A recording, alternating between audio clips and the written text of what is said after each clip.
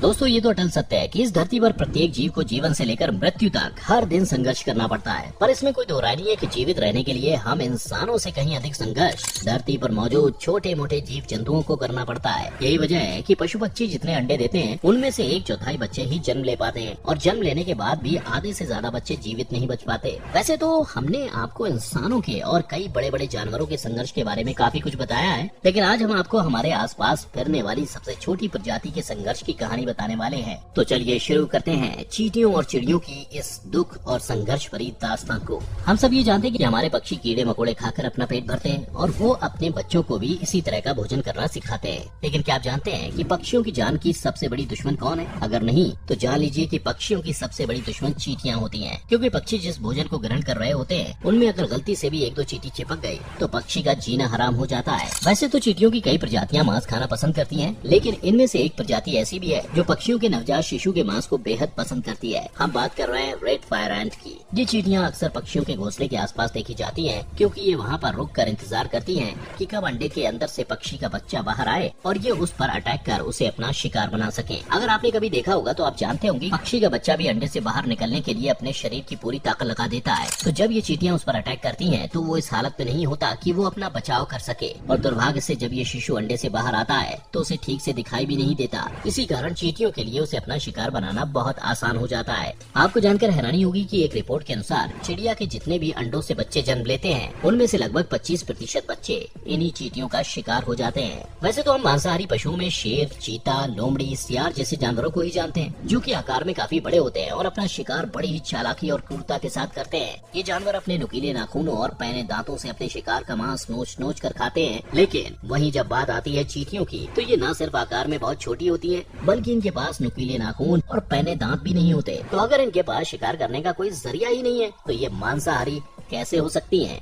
इस सवाल का जवाब हम आपको प्रैक्टिकली ज्यादा अच्छे से दे पाएंगे। क्या आपको कभी किसी चींटी ने काटा है? अगर हाँ तो जरा याद करिए कि जब ये चींटी आपको काटती है तो आपके अंदर कोई सुई जैसी चुभन होती है, और दर्द के मामले में ये सुई ही इन चींटियों का डंक होती है। इसके अलावा चींटियों के जबड़े भी काफी मजबूत होते हैं, इसीलिए जब ये छोटा सा जीव मनुष्य को काटता है तो भीषण दर्द की अनुभूति होती है। ऐसा नहीं है कि चींटी केवल छोटे जीव जंतुओं को ही अपना शिकार बनाती है, बल्कि सबसे आश्चर्यजनक बात यह है कि चींटियों के मांस खाने की स्पीड इतनी ज्यादा है कि चींटियों का झुंड एक बड़े आकार की मछली को भी 8 से 10 दिनों में खा सकता है। जैसा कि आप स्क्रीन में देख रहे हैं कि किस तरह सामान्य चींटियां एक पक्षी के नवजात शिशु को 22 घंटे में ही कंकाल में तब्दील कर देती हैं। तो अगर इनकी जगह रेड फायर एंट हो तो वो कितनी जल्दी इस काम को अंजाम दे सकती है, ये आप खुद ही सोच लीजिए। चींटियां शाकाहारी और मांसाहारी दोनों ही प्रकार की चीजें खाना पसंद करती हैं, लेकिन असलियत में चींटियों को मांस खाना इतना अधिक पसंद होता है कि वो शेर, चीता जैसे मांसाहारी जानवरों से भी ज्यादा मांस खाती हैं। चींटियां हमारे घरों में हर तरह की खाने पीने वाली चीजों को खाती नजर आती हैं, लेकिन सिर्फ इतना ही नहीं, क्योंकि कुछ चींटियां तो ऐसी होती हैं जो इलेक्ट्रॉनिक आइटम को भी नहीं छोड़ती।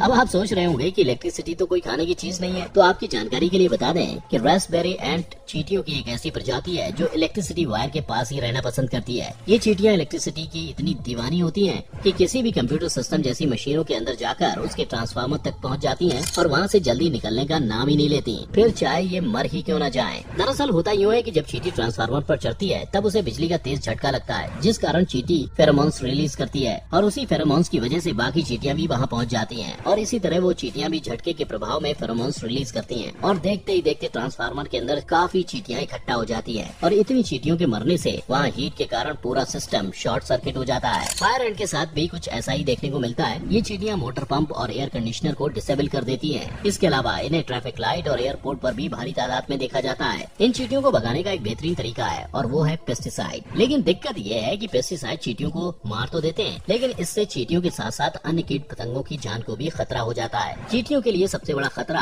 और इनको मारने का सबसे सरल उपाय है मक्खियाँ। मक्खियाँ इन चींटियों पर बैठकर अंडे देकर जल्दी से उड़ जाती हैं, और फिर जैसे ही इनका लार्वा डेवलप होता है वो चींटियों का सिर तोड़कर बाहर आ जाता है और चींटियां उसी समय दम तोड़ देती हैं। दोस्तों ये तो हो गई बात चींटियों की, लेकिन ऐसा नहीं है कि केवल चींटियों की वजह से ही पक्षियों के अंडे या बच्चे सुरक्षित नहीं रह पाते, बल्कि पैरासाइट्स भी इन बच्चों को सुरक्षित नहीं रहने देते हैं। पैरासाइट्स इन पक्षियों के घोंसले में जाकर इन्हें कई तरह की बीमारियां दे देते हैं, जिसकी वजह से इन बच्चों को काफी तकलीफों का सामना करना पड़ता है। हालांकि कभी कभी ये पक्षी खुद ही एक दूसरे के लिए परेशानियां खड़ी कर देते हैं। अगर सीधी सरल भाषा में कहें तो कई बार ऐसा देखा गया है कि पक्षी एक दूसरे की ही जान के दुश्मन बन गए हो। दरअसल इनके समाज में एक घोंसले के अंदर कई सारे बच्चे रहते हैं और इतने छोटे से घोंसले में कई बच्चों का रहना बड़ा मुश्किल होता है, जिस वजह से ये एक दूसरे को तंग करते रहते हैं और कभी कभी तो आपस में इसी तरह लड़ते हुए कुछ बच्चे मर भी जाते हैं। इसी तरह जब तक ये छोटे बच्चे उड़ान भरने के लायक नहीं होते या जब तक ये खुद अपनी रक्षा करने के काबिल नहीं होते, तब तक इनकी जिंदगी किसी नर्क से कम नहीं होती। इन्हें हर पल जिंदा रहने के लिए किसी न किसी तरह की लड़ाई लड़नी ही पड़ती है।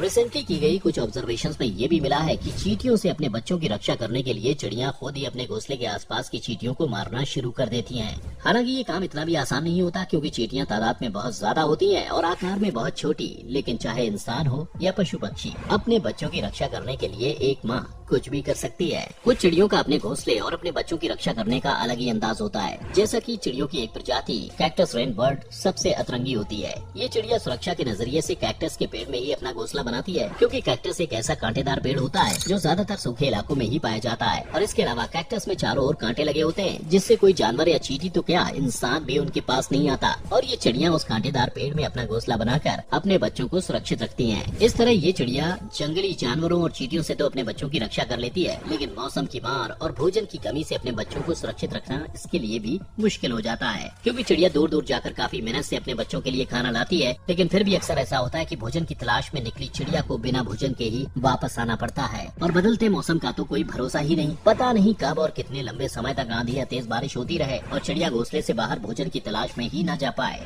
जिन इलाकों में हवा के साथ बर्फबारी भी होती है, वहाँ पर तो पक्षियों की खुद की जान बचाना और साथ साथ अपने बच्चों को बचाना बहुत ही ज्यादा मुश्किल हो जाता है। ऐसे ही बर्फीले इलाकों में पाए जाने वाले एक पक्षी बैड ईगल को बर्फबारी के मौसम में अपने बच्चों को बचाने के लिए काफी मशक्कत करनी पड़ती है। बर्फ गिरते समय ये पक्षी अपने बड़े बड़े पंखों को फैलाकर अपने बच्चों को उन पंखों से ढक लेता है, ताकि पंखों के नीचे बच्चे गर्माहट महसूस कर पाएं और सुरक्षित रहें। फिर जैसे ही बर्फ गिरना बंद होती है, ये अपने शरीर से बर्फ हटाते हुए पंखों से अपने बच्चों को आजाद करके उन्हें खुली हवा में सांस लेने का मौका देती है। कई बार तो ऐसा होता है कि बच्चों को बचाने के चक्कर में मादा पक्षी खुद घायल हो जाती है, लेकिन इंसान हो या जानवर, अपने बच्चों के लिए हर माँ बाप किसी भी हद से गुजरने को तैयार रहते हैं। तो दोस्तों, आज आपने एक शिकारी और एक शिकार की व्यवस्था के साथ साथ उनके संघर्ष की एक ऐसी कहानी देखी जिसके बारे में बहुत ही कम लोग जानते हैं। वैसे क्या आपने कभी किसी पक्षी की मदद की है? अगर हाँ, तो हमें नीचे कमेंट करके जरूर बताइएगा।